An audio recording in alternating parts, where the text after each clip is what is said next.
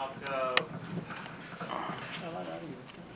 ایک سوال کے دو حصے. ایک تو ماشاءاللہ آپ کے کہنے کی ضرورت تو نہیں ہے کہ آپ کا جو فن ہے, جتنے بھی آپ نے کردار ادا کیے, ایک تو اس کی انسپریشن آپ کہاں سے لاتے ہیں, اور خاص طور سے ایک جو اپنے حال ہی میں ایک میرے خیال میں تو بہت بڑا رول تھا, لیکن مے بی کہ وہ ٹی وی پہ ہمیں بہت چھوٹا سا نظر آیا, شہرزاد کا جو پورشن آپ نے جو اس کے جو ڈائلاگ ہے وہ, اور خاص طور سے جو اس کی ادائیگی ہے وہ, اور مطلب اس کے اندر جو روح آپ نے بھر دی ہے, میرے خیال میں وہ پورے ڈرامے کا ایک پورا, اور اسی وجہ سے وہ ٹائٹل پہ چلا. تو وہ آپ مجھے بتائیے کہ پلیز آپ کی کون انسپریشن ہے کہ کس طرح سے آپ کسی بھی کردار میں ڈھل جاتے ہیں.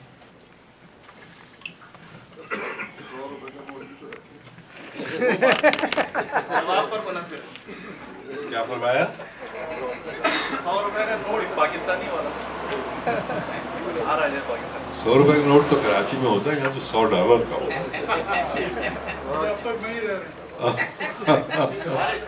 اچھی بات ہے, اچھی بات ہے.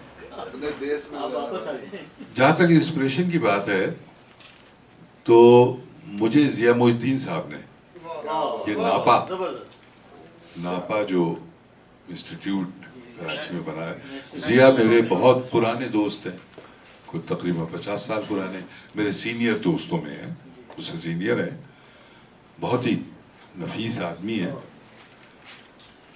انہوں نے مجھ سے یہ کہا جب ناپا بنا کہ بھائی تم آؤ اور آ کے ایکٹنگ سکھاؤ لڑکوں کو. تو میں نے ان سے یہ کہا کہ میں نے کہا ضیاء صاحب میں یہ سمجھتا ہوں کہ ایکٹنگ سکھائی نہیں جا سکتی. ایکٹر یا تو اندر سے ہوتا ہے یا نہیں ہوتا,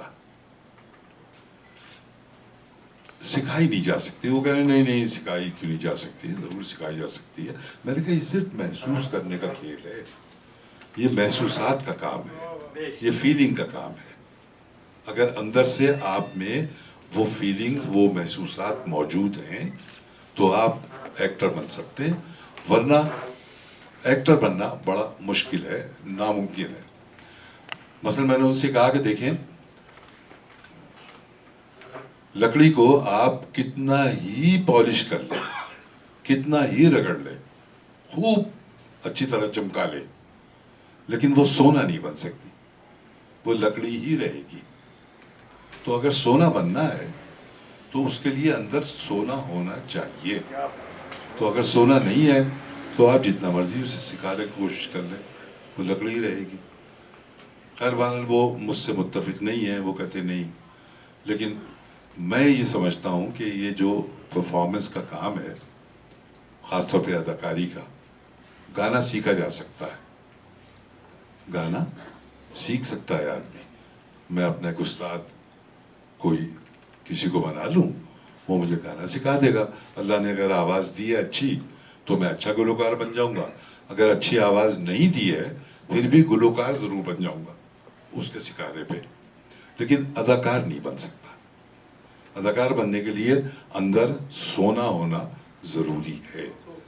تو آپ نے جو فرمایا ہے تو وہ یہ اللہ کی مہربانی ہے, اس کا کرم ہے, پروردگار کا احسان ہے کہ اس نے وہ سونا مجھے اندر دیا, اور اس سونے کو میں نے اپنی فیلنگ کے ذریعے, اپنے محسوسات کے ذریعے چمکانے کی کوشش کی. شہرزادی کی کے حوالے سے بات کر رہا ہوں کہ وہ ایک انتہائی چھوٹا کریکٹر تھا, ایک سین ہے وہ, لیکن وہ سین پورے ڈرامے کا تھیم ہے. تو جب مجھے بتایا انہوں نے, سرمد نے جو اس کے ڈائریکٹر تھے, انہوں نے کہا کہ یہ ایک سین کرنا ہے. میں نے کہا ایک سین میں کیا کروں گا؟ کہہ رہے نہیں آپ اسے پڑھ لیں, دیکھ لیں.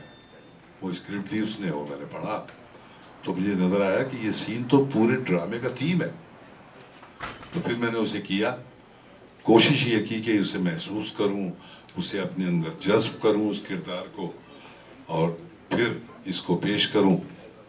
وہ اللہ کے فضل و کرم سے کچھ اچھا ہی ہو گیا, کہ آپ کو بھی یاد ہے, لوگوں کو بھی یاد ہے. بہت شکریہ. اس کے ڈائلاگ مجھے یاد نہیں بیٹا, کوئی بھی یاد نہیں. تمہیں یاد ہو تو بتاؤ, میں بول دوں. تھوڑا سا مجھے ذہن میں بس یہ ہے کہ تم ہی لوگوں نے اپنے آپ میں جو ذات کو ڈھونڈ رہے ہو. ہاں مجھے یاد نہیں ڈائلاگ، کیونکہ اتنے بے شمار ڈرامے ہم کرتے ہیں، چونکہ یہی پیشہ ہے، اسی سے کما رہے ہیں، تو آگے پھر یاد نہیں وہ رہتے. ایک یادگار سین تھا، اس لیے میں نے ہاں یقیناً یقیناً، اس میں کوئی شک نہیں، وہ بہت مضبوط سین تھا، اور وہ پورے ڈرامے کا تھیم تھا، اور وہ اس ڈرامے میں مستقل چلتا رہا. جی وہ ٹائٹل پہ وہ اس بچی کو ایگزیکٹلی وہ ہانٹ کرتا رہا مستقل، اور وہ چلتا رہا. اچھا تھا، مجھے بھی بڑا مزہ آیا کر کے. بہت شکریہ. بہت شکریہ آپ کا. ہمارے درمیان میں ایک سماجی رہنما یہاں موجود ہیں، شکاگو کمیونٹی کے اندر کافی فعال ہیں، مختلف تنظیموں میں، بزنس ایسوسی ایشن میں، MEC میں انوالو رہتے ہیں، پاکستان پریڈ میں انوالو رہتے ہیں. راجہ رزاق صاحب ہمارے درمیان میں موجود ہیں. راجہ صاحب آپ کچھ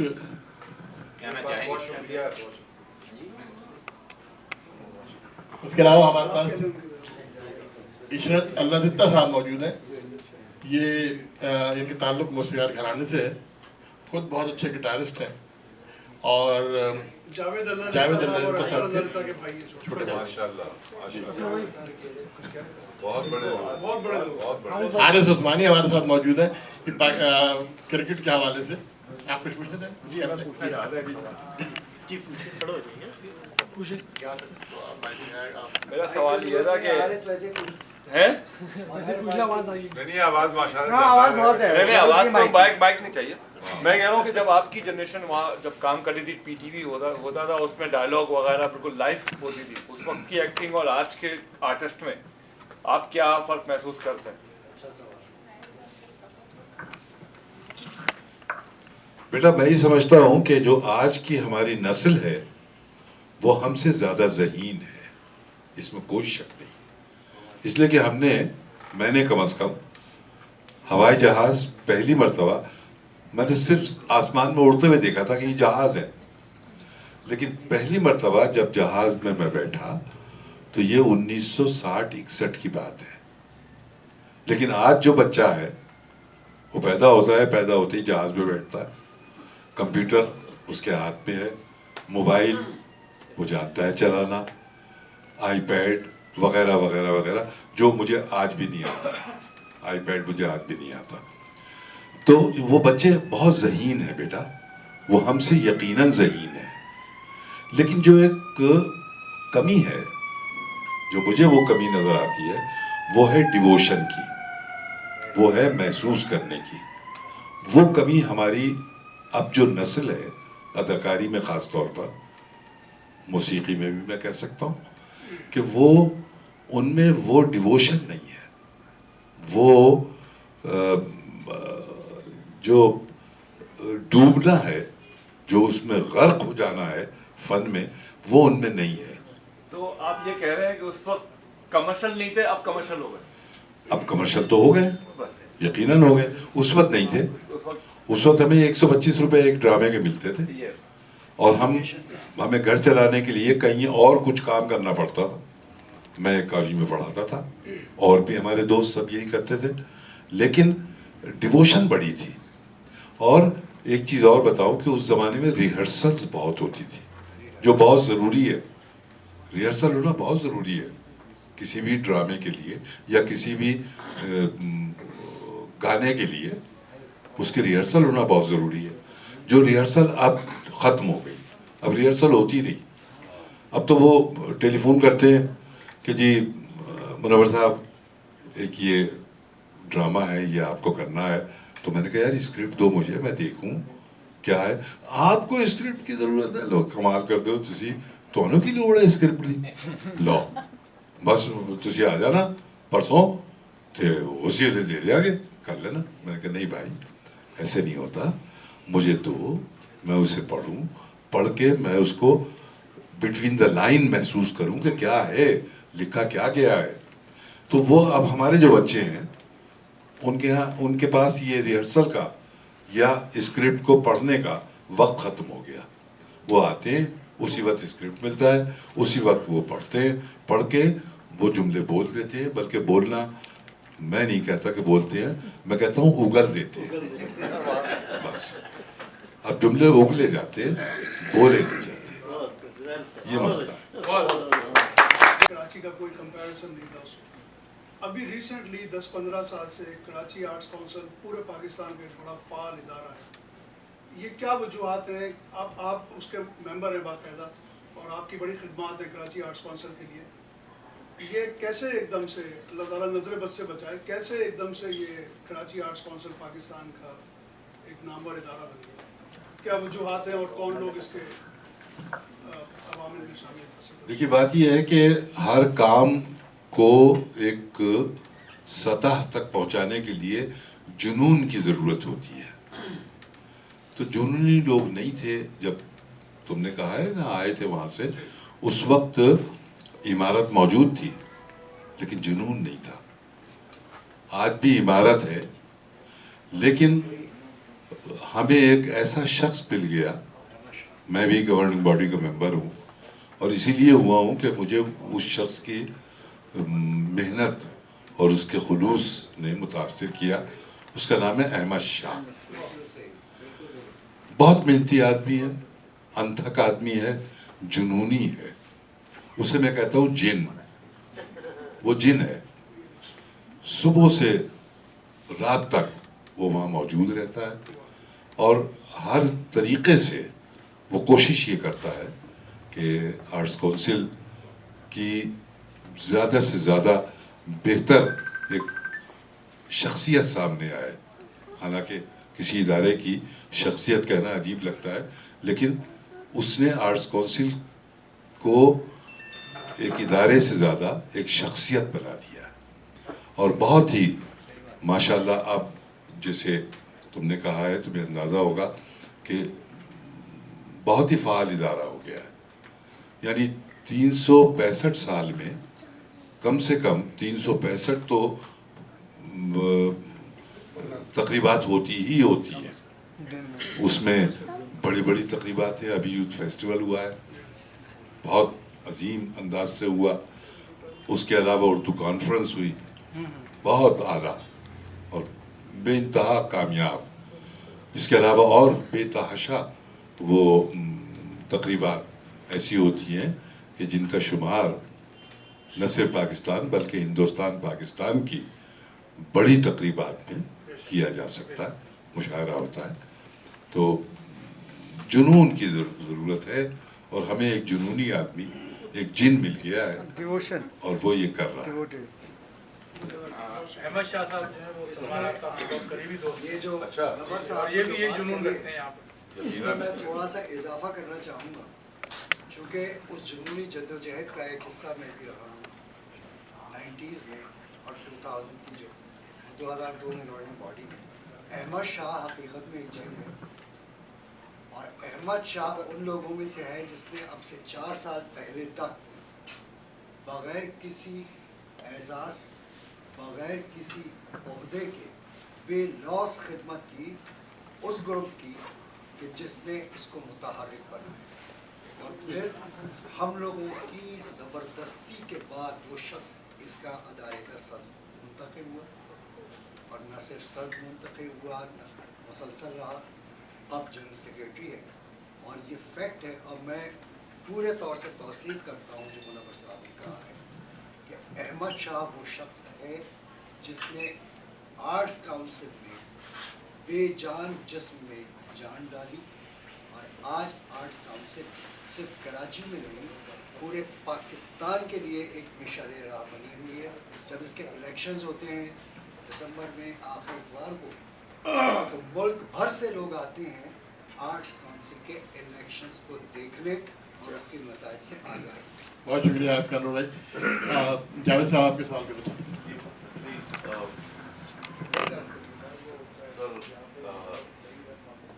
آپ کا ایک فن اتنا ہے کہ میں کوئی بھی اس کا وہ نہیں کر سکتا. یقین کیجیے میری دوپہر کو تھوڑی طبیعت صحیح نہیں تھی تو مجھے طارق بھائی نے کہا کہ انور سعید صاحب آ رہے ہیں تو میں نے سوچا ٹھیک ہے چلیں گے. اگر شاید کوئی اور ہوتا تو میں نہ آ پاتا. تو بلڈ پریشر ہائی ہو رہا تھا اور میں سر سے کرا رہا تھا تو مجھے آنا تھا اور میں آیا ہوں. اس شخصیت کو جس کو میں جن کی موویز میں بچپن سے دیکھتے ہوئے بڑا ہوا आपकी पहली मूवी शायद आप हंसेंगे, पहली जो मूवी मैंने देखी थी वो थी 4 फूले प्यासे, ठीक है। आई मीन वो तो वायलेंट मूवी थी, लेकिन ऑब्वियसली कुछ उसमें समाजी वो था। लेकिन चूँकि मैं बहरी में पैदा हुआ, बहरी में मूवीज़ पाकिस्तानी आती तो हम भागते थे देखने के लिए, हमारी पाकिस्तानी मूवीज़ लग गई। जब मैं पाकिस्तान गया थोड़े दिनों के लिए, 5 साल रहा, तो वहाँ आपने ड्रामे वगैरह भी देखे और वाकई अंदाज़ा हुआ कि आपकी जो फन है। तो आपने एक इंतहा डिफरेंट किरदार किए हैं पूरी ज़िंदगी के अंदर तक, अपनी फनी ज़िंदगी में। तो कुछ ऐसे जिसको आपको करने में बहुत मज़ा आया हो, और या कुछ ऐसे किरदार भी रह गए हों जो आप करना चाहें कि अभी तक वो प्रयास बाकी है आपके अंदर। इसके अलावा इतने जो आपने किरदार किए हैं, कुछ मनफी किरदार भी थे, क्या आपने इसको फिर जो ज़िंदगी आपकी आगे है आपने उसमें उसको वो जो समाज में जितनी भी नेगेटिविटी है उसको बेहतर के लिए आपने किस कदर आपका किरदार? देखिए, बात ये है कि अच्छाई के साथ जब तक बुराई सामने ना हो तो अच्छाई चमक के सामने नहीं आती। इसीलिए फिल्म में विलन एक बहुत मजबूत किरदार समझा जाता है। मैं विलन करता रहा और मुझे खुशी ये होती थी कि जब फिल्म का इख्तिताम होता था तो विलन को जब मार पड़ती थी या सजा मिलती थी तो हाल में बेतहाशा तालियां बजती थी। इसका मतलब यह है कि लोग बुराइयों से अपने आप को बारात करना चाहते हैं, अपने आप को अलग करना चाहते हैं। तो कोशिश यही रही कि बुराई को बुराई की तरह सामने लाके और अच्छाई के मुकाबले में उसको कमतर जाहिर किया जाए, और वो होता रहा। बाकी और जहाँ तक आपने ये फरमाया कि किरदार करने की ख्वाहिश कौन से हों, तो वो तो हज़ारों ख्वाहिशें ऐसी कि हर ख्वाहिश पे दम निकले। बहुत निकले मेरे अरमान, लेकिन फिर भी कम निकले। बहुत ख्वाहिशें हैं, अल्लाह करे कि कोई ऐसा किरदार मिले कि जिसको करने में तकलीफ महसूस हो। तो जो किरदार आपने किए हैं उसमें कौन सा बेहतरीन किरदार आपको? जी, मेरी एक तो फिल्म थी अनमोल, परवेज़ मलिक साहब उसके हिदायतकार थे, मुझे उसका बड़ा लुत्फ़ आया। एक फिल्म थी पहचान, मुझे उसमें भी बहुत लुत्फ़ आया। एक फिल्म थी सुलेमान साहब की प्रिंस, वो बड़ी मेरे लिए मज़ेदार फिल्म थी। एक हमारे नदीम साहब नज़ीर बेग, उन्होंने एक फ़िल्म प्रोड्यूस की थी मिट्टी के पुतले। वो फिल्म बॉक्स ऑफिस पे पाकिस्तान में तो कामयाब नहीं हुई, लेकिन उसको रशा में अवार्ड मिला था। उसमें मुझे काम करके बहुत लुत्फ़ आया। बहुत शुक्रिया। वक्त की चूँकि कमी है तो मैं 2 सवाल बहुत शॉर्ट मैं लूँगा और उसके बाद फिर ये प्रोग्राम वाइंड अप करेंगे। चौधरी साहब को माइक की जरूरत नहीं है। मुनव्वर भाई, आपकी फिल्में, आपके ड्रामे बेशुमार देखे और आपको देखने की लाइव देखने की हसरत थी जो आज अल्लाह ने पूरी कर दी। आपने बड़ी खूबसूरत बात की है, अच्छाई और बुराई के जब तक नहीं होते ये साथ साथ एक दूसरे का पता नहीं चलता। तो वो मुझे सादत हसन मंटो का एक बहुत मशहूर जो था ना, उसका मुकदमे में उसके ख़िलाफ़ इल्ज़ाम यही था कि वो बहुत बुरा लिखता है, और वो पेश हुआ अदालत में। अदालत ने कहा कि तुम ये लिखते हो, तुम पर ये इल्ज़ाम है। तो उसने एक बड़ा खूबसूरत फिक्रा कहा जो मुझे आपने भी याद करा दिया आपकी बात से, कि मैं ज़माने के तख्ता स्याह पर सफ़ेद चाक से लिखता हूँ, और इससे अगर तख्ता स्याह की स्याही और नुमायाँ हो जाती है तो उसमें मेरा कसूर नहीं। ये एक ऐसी बात आपकी बात से याद आ गई। सवाल मैंने सिर्फ ये पूछना था, बड़ा सादा सा था। आपकी गुफ्तगू में एक लफ्ज़ आपने इस्तेमाल किया, नापा। وہ میری کم آئے گی، اس کو سمجھ لیجیے گا، مجھے یہ پتہ نہیں، آپ تفصیل تھوڑی سی اس کے بارے میں بتائیے. اور دوسرے یہ بتائیے کہ یہ ناپا. شکریہ ادا کروں گا کہ آپ نے یہ فرمایا کہ آپ نے پہلی مرتبہ لائیو دیکھا. عام طور پہ لوگ مجھ سے یہ کہتے ہیں کہ منور صاحب لو جی پہلی باری تو زندہ دیکھ رہے ہیں، مطلب لائیو کا ترجمہ. بہرحال شکریہ آپ نے لائیو کہا، لیکن بہرحال جیسا کچھ بھی ہوں زندہ ہوں. باقی جو آپ نے گفتگو کی ہے بہت ہی عمدہ گفتگو ہے، بہت اچھی گفتگو ہے. میں اس کے بعد اور کیا بول سکتا ہوں. آپ نے اتنا اچھا فرمایا سعد حسن منٹو صاحب کے بارے میں، جو ان کا آپ نے ایک قول بیان کیا ہے، بہت ہی کمال، بہت کمال. اور آپ کا بیٹا جو آپ نے پوچھا ہے وہ میں جواب دے چکا ہوں. ابھی میرے اس بیٹے نے پوچھا تھا کہ ڈیووشن کی بات ہے، وہ رگڑائی اور وہ اب نہیں نصیب ہمارے بچوں اور بچیوں کو کہ جو ہمیں ملتی تھی. یعنی ہم 8 دن ریہرسل کرتے تھے ایک ڈرامے کی ریکارڈنگ سے پہلے، یا لائیو جب بھی ہوتا تھا 8 دن ریہرسل ہوتی تھی. اس میں 4 دن صرف ریڈنگ ہوتی تھی. اس میں جو مصنف ہوتا تھا وہ ساتھ بیٹھتا تھا، اور مصنف کون ہوتے تھے؟ اشفاق احمد، بانو قدسیہ. پھر اس کے بعد جو نسل آئی وہ حسینہ معین یہاں کراچی میں. لاہور میں چونکہ میں رہا زیادہ تو لاہور میں امجد اسلام امجد اور ڈاکٹر انور سجاد، جی اشفاق احمد میں نے عرض کیا پہلے. یہ وہ نام تھے کہ جن کی تحریر ہمارے سامنے آتی تھی، پھر اس کے ریہرسل ہم کرتے تھے. 4-5 دن ریہرسل ہوتی تھی. ان کی لائنوں کے بیچ میں ان بٹوین دا لائنز جو کہلاتی تھی ایک چیز، اس کو کوشش کرتے تھے کہ اسے ہم سمجھیں، اور وہ خود بیٹھ کے سمجھاتے تھے. پھر ریہرسل ہوتی تھی جو ڈمی سیٹ لگا کے کہ یہ دروازہ ہے، یہ کھڑکی ہے، یہ صوفہ ہے، یہ بیڈ ہے، ڈمی. اور اس پہ پھر مووز کی ریہرسل ہوتی تھی. وہ ریہرسل کرتے تھے 3 دن. اور پھر 8ویں دن ریہرسل ہوتی تھی کیمرے کے ساتھ، کیمرہ ریہرسل. اس میں کیمرہ مین بھی اور ہر شخص ہوتا تھا. وہ کیمرے کے ساتھ ریہرسل ہوتی تھی. پھر وہ اتنا پکا ہو جاتا تھا کام کہ پھر جب ریکارڈنگ ہوتی تھی اور وہ اس کے بعد جب آن ایئر ہوتا تھا تو پھر سڑکوں پہ ٹریفک رک جاتا تھا.